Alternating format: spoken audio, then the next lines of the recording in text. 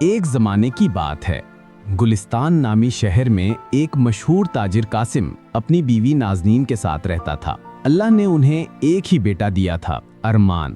بچپن ہی سے ارمان بہت ضدی اور مغرور تھا۔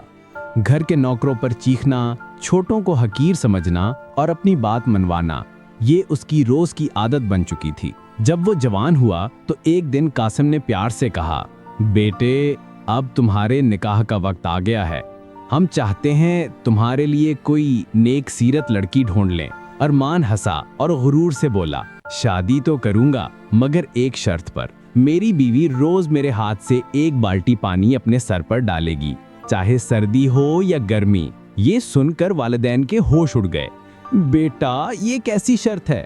مگر ارمان اپنی بات سے پیچھے نہ ہٹا۔ کچھ دن بعد شہر کا ایک تاجر یوسف اپنی بیٹی کے لیے اچھا رشتہ ڈھونڈنے نکلا۔ کسی نے بتایا قاسم کا بیٹا جوان ہے، مالدار ہے۔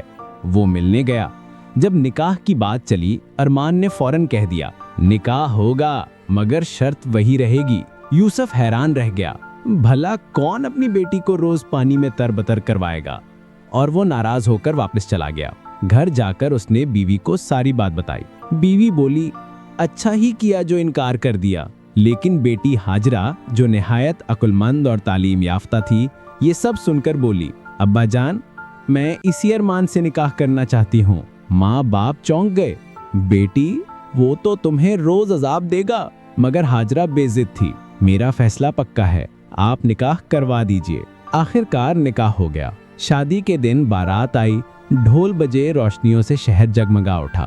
رات کو ہاجرہ اپنے شوہر کا انتظار کر رہی تھی۔ دروازہ کھلا، ارمان آیا، ہنستے ہوئے بولا، چلو بیگم آج کی ایک بالٹی تیار رکھو۔ ہاجرہ مسکرائی، ضرور، مگر پہلے ایک سوال کا جواب دیجئے۔ میرے والدین نے مجھے کبھی ذلیل نہیں کیا، تو آپ کس حق سے مجھ پر حکم چلائیں گے؟ ابھی تک میں نے آپ کی کمائی کا ایک لقمہ بھی نہیں کھایا۔ جب تک خود محنت سے نہ کماؤ آپ کو مجھ پر کوئی حق نہیں۔ یہ بات ارمان کے دل میں تیر کی طرح لگی۔ ساری رات وہ کروٹیں بدلتا رہا۔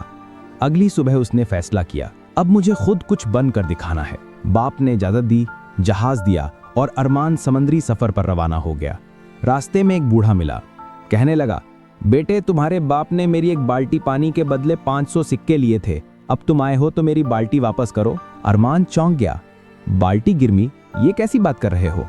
مگر تھوڑے سکے دے کر جان چھڑائی۔ کچھ آگے ایک دوسرا شخص ملا، کہنے لگا، تمہارے باپ نے میری کشتی گروی رکھی تھی، اب وہ لوٹا دو۔ ارمان کے ماتھے پر بل پڑ گئے، یہ شہر کیسا ہے، سب کچھ گروی ہے۔ وہ شہر میں داخل ہوا تو ایک حسین عورت نے اسے بلایا، لگتا ہے تم نئے آئے ہو، ہمارے یہاں رسم ہے، مہمان کو سونے کے گلاس میں شربت پلا کر استقبال کیا جاتا ہے۔ ارمان نے گلاس لیا اور شربت پی لیا۔ اتنے میں ایک طوطا آیا، گلاس منہ میں دبایا اور اڑ گیا۔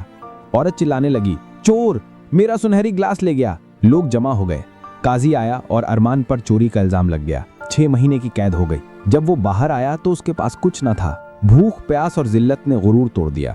ایک فقیر نے کہا، میرے ساتھ چلو، میں گانے والا ہوں، تم عورت بن کر ناچ لینا، ہم دونوں پیٹ پال لیں گے۔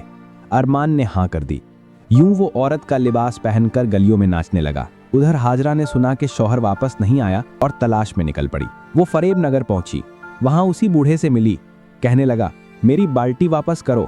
ہاجرہ بولی، ہماری کشتی میں بہت سی بالٹیاں ہیں، چلو تمہاری دوسری بالٹی بھی دے دو تاکہ پہچان سکیں کون سی تمہاری ہے۔ یہ سن کر بوڑھا کانپنے لگا، نہیں بیٹی بالٹی نہیں چاہیے، بس مجھے جاننے دو، اور وہ دوڑتا ہوا غائب ہو گیا۔ پھر ہاجرہ آگے بڑھی، ایک لنگڑا ملا، بولا، میری ٹانگ گروی ہے تمہارے باپ کے پاس۔ ہاجرہ ہنسی، تو پھر دوسری ٹانگ بھی دے دو تاکہ پہچان ہو جائے۔ وہ گھبرا کر بولا، نہیں نہیں، اور بھاگ گیا۔ آخر کار ہاجرہ اسی بازار پہنچی جہاں ایک مرد گانا گا رہا تھا اور ایک عورت ناچ رہی تھی۔ نزدیک جا کر دل نے کہا، یہ تو ارمان ہے۔ ہاجرہ نے دونوں کو اپنے جہاز پر بلایا، ارمان کو نہلایا، نئے کپڑے پہنائے اور سب کچھ بتایا۔ ارمان شرمندہ ہو کر بولا، مجھے پہچان لیا تم نے؟ ہاجرہ نے کہا، نہیں، میں تمہیں بدلنے آئی ہوں۔ پھر وہ بولی، میں 10 دن کے لیے سفر پر جا رہی ہوں، اگر واپس نہ آئی تو یہ جہاز تمہارے۔ 10 دن گزرے، 12 بھی، ہاجرہ واپس نہ آئی۔ ارمان خوش ہوا، یہ جہاز تو اب میرے ہیں۔ وہ گھر پہنچا، والدین نے خوشی منائی، لیکن دروازہ کھلا اور ہاجرہ اندر آئی۔ ارمان چونک گیا۔ ہاجرہ نے بکسا کھولا، اندر وہی عورت کے کپڑے تھے جو ارمان ناچنے کے وقت پہنتا تھا۔ ہاجرہ بولی، جس نے تمہیں ذلت سے نکالا وہ میں تھی، جس مال پر تم فخر کر رہے ہو وہ میری محنت کا ہے۔ ارمان کے غرور کے محل زمین بوس ہو گئے۔ وہ قدموں میں گر کر بولا، مجھے معاف کر دو۔ ہاجرہ مسکرائی، بس وعدہ کرو کبھی غرور نہیں کرو گے۔ ارمان نے کہا، میں وعدہ کرتا ہوں۔ یوں دونوں نے اپنی نئی زندگی محبت، عزت اور سادگی کے ساتھ گزارنی شروع کی۔